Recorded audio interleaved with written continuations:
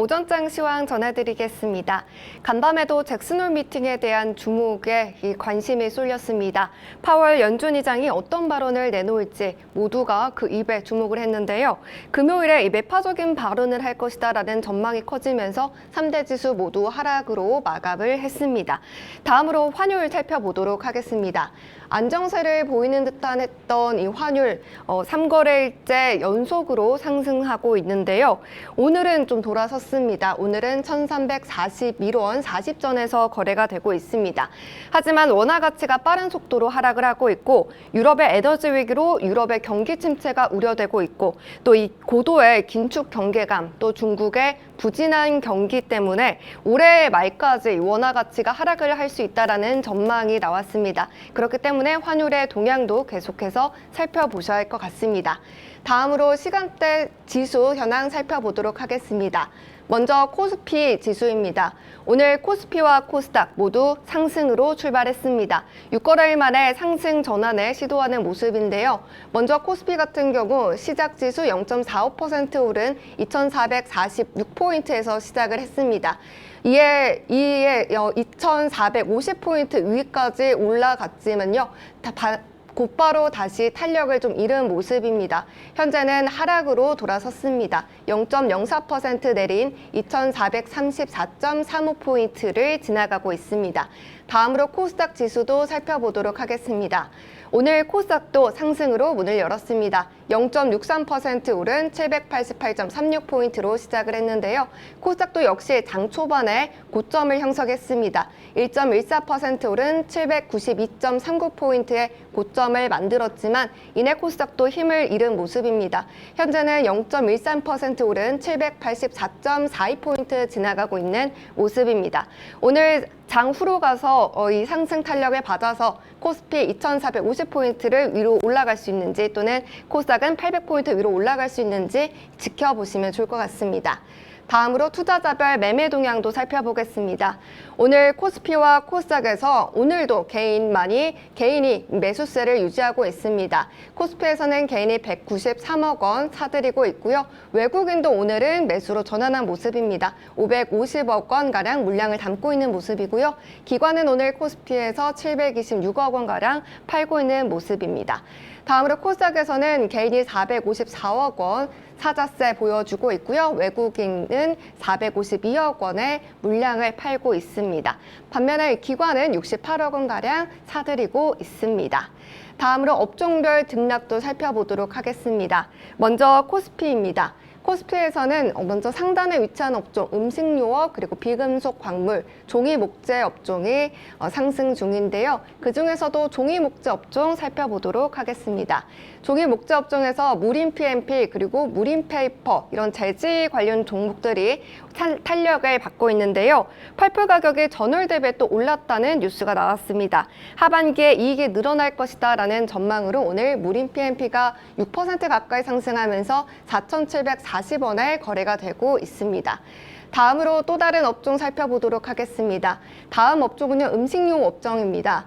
음식료 업종에서도 이 농심이 그 업종을 끌어올리고 있는데요. 농심 같은 경우 라면과 스낵, 주요 제품의 가격을 인상하겠다고 밝혔습니다. 농심이 라면 가격을 인상한 것은요, 지난해 8월이었고 또 스낵은 올해 3월이었는데요. 추석 이후에 상승할 것이다라는 전망에 오늘 농심 6.13% 오르면서 31만 1,500원에 거래가 되고 있고요. 밑에 삼양식품 그리고 오뚜기도 강세를 보여주고 있는 모습입니다. 반면에 하락하는 업종도 살펴보도록 하겠습니다. 오늘 하락하는 업종 보시면요. 의료 정밀이 가장 2% 넘는 하락세를 보여주고 있습니다. 그중에서도 오늘 덴티움이 7% 넘는 하락을 보여주고 있는데요. 오늘 이 덴티움 8월 초에는 호실적으로 강세를 보여줬지만 현재는 하락하고 있습니다. 덴티움의 하락세와 관련해서는 추가적으로 이슈를 확인해 보셔야 될 것 같습니다. 다음으로 코스닥 업종 등락도 살펴보도록 하겠습니다. 오늘 코스닥에서는요, 금속 그리고 통신장비 그리고 오락문화 업종의 상단에 위치해 있습니다. 먼저 통신업종 살펴보도록 하겠습니다. 제노코가 8.98%로 이 9% 가까운 오름세를 보여주고 있는데요.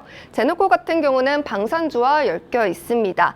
현재 폴란드 이 K2 전차와 FA50 경공격기에 수출하는 이 한국 방산 이 계약이 체결됐는데요. 제노코가 항공기 통신 장비 혼선을 막는 장치인 이 장치를 국내 최초로 독자 개발을 하고 한국 항공우주의 FA50 그리고 현대로템 K2 전차에 신호 처리를 제어하는 장치를 공급하고 있다는 소식에 오늘 이렇게 제노코가 가장 크게 탄력을 받고 있습니다. 다음으로 비금속 광물 업종도 살펴보도록 하겠습니다. 오늘 비금속 광물 업종 코스닥에서 오름세 강하게 보여주고 있는데요. 승일이 20% 가까운 상승으로 가장 강한 탄력을 받고 있습니다.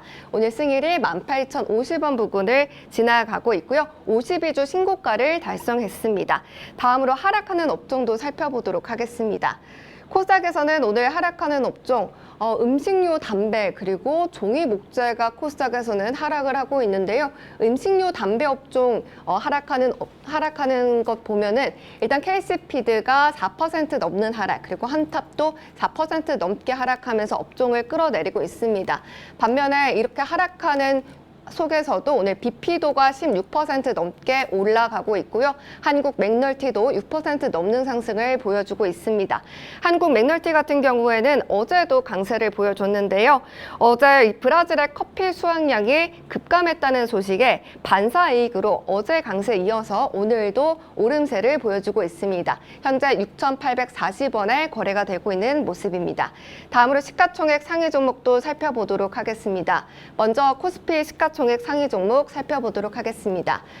삼성전자가 0.17%의 강보합으로 머물고 있는데요.